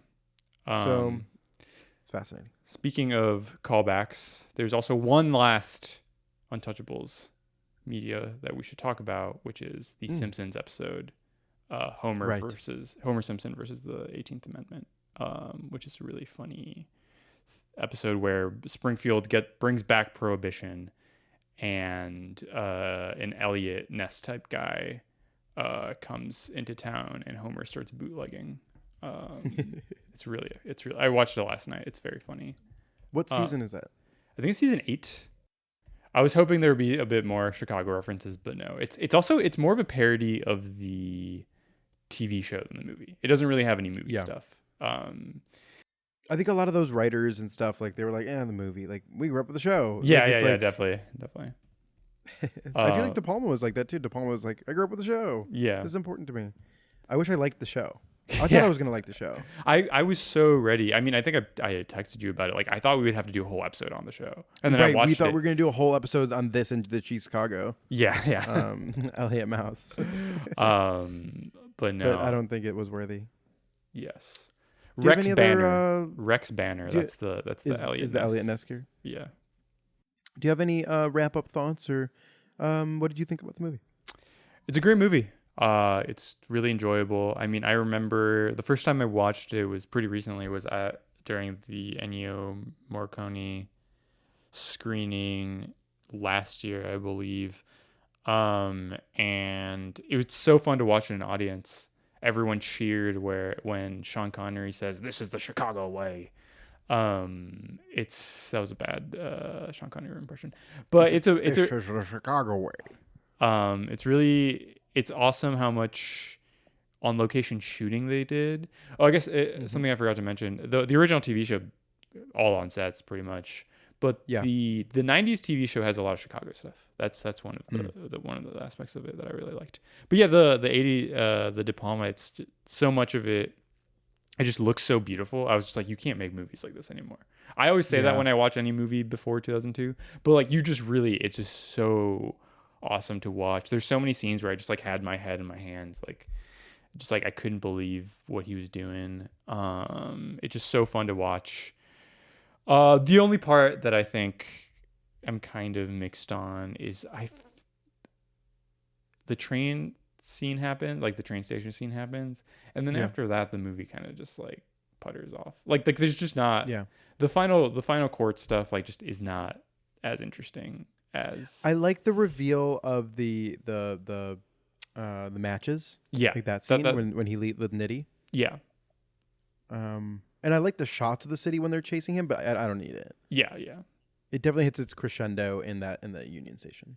Yeah, and just like the final courtroom scene, I was kind of like, I don't really care what's going on. I don't know.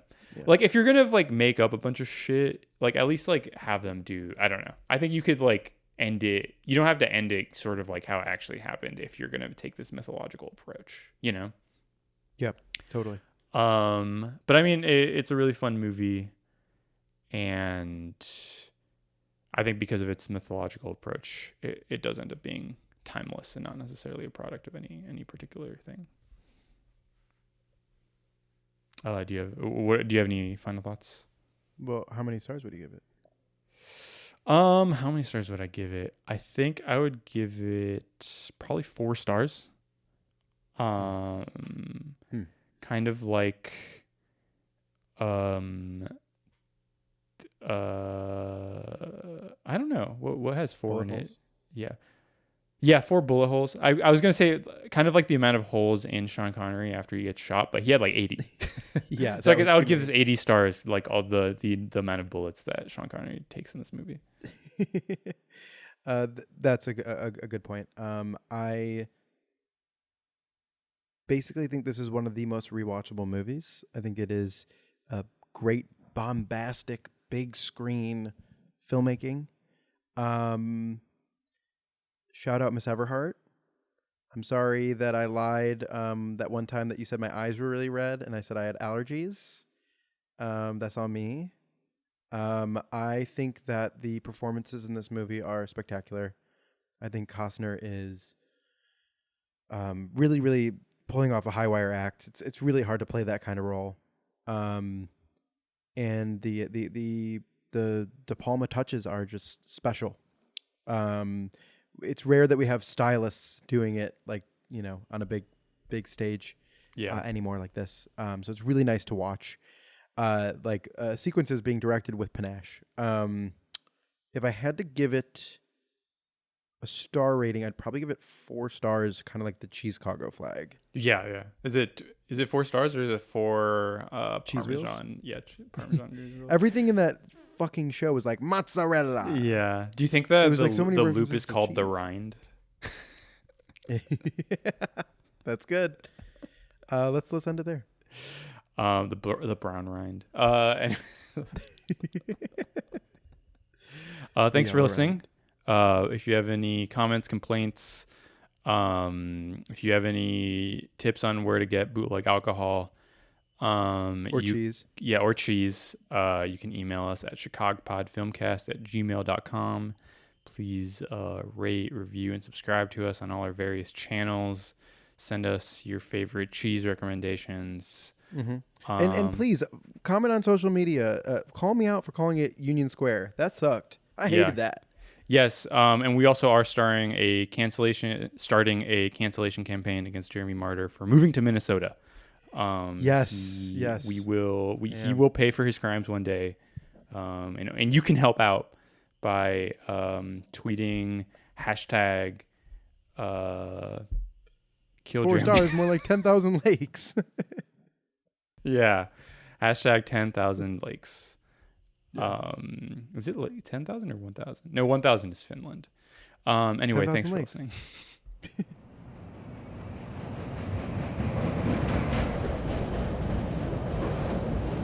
Please be considerate when talking on your phone or listening to electronic devices.